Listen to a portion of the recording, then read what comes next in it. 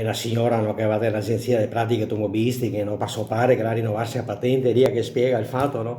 Non stai far passare, mi pare, domani vieni qua, non stai a fargli passare l'esame di rinnovo della patente, vi prego, sei un pericolo per la strada, sei un pericolo. Signora, com'è che la vuoi? Non stai a preoccuparsi, com'è che la vuoi, Sala? Che pensiamo noi altri, che pensiamo noi altri? E il giorno dopo il tipo, il vecchiotto, si presenta, no? Buongiorno, rinnovo patente, prego, prego, si accomodi, cioè dentro di una stanza, no, lì, no, pensa un schermo, no?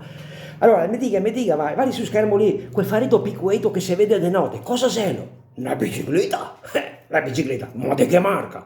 Di che marca? Sì, sarà la Bianchi, una Graciella, una Campagnolo, una Wanda. Sì, sì, va bene, dai. Tacca schissa il bottone, no? E questo farito con più grande cosa c'è? Ah, ma sei una moto quella lì, oscuro. Sì, ma di che marca? Ah, sarà un Ducati, una Gussi, una Laverda, una Kawasaki. Sì, sì, va bene, flacca il bottone. E questi dofari qua, oscuro, cosa c'è lì che vede sul schermo? Ah, ma sei una macchina. Sì, ma che marca? Di che marca? Sì.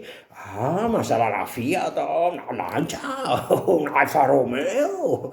Ah, sì, sì, va bene, scaccia il bottone. E sti faroni con fiapi grandi, cosa sei lì? Ah, ma sei un camion, quello lì, sei un camion. Guarda che fuori grandi quel gas. Sì, ma che camion? Ah, sarà un Iveco, un Scania, un MAN, un Volvo.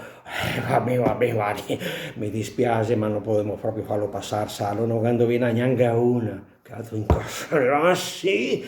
C'ha per Dio per andare fuori la porta, Antonio Andrio, scusi istruttore, se lui vede una con tacchi a spillo, minigonne, tutta scuada, qua borsetta, col foghetto e pinza per strada, ma cosa sei la seconda io?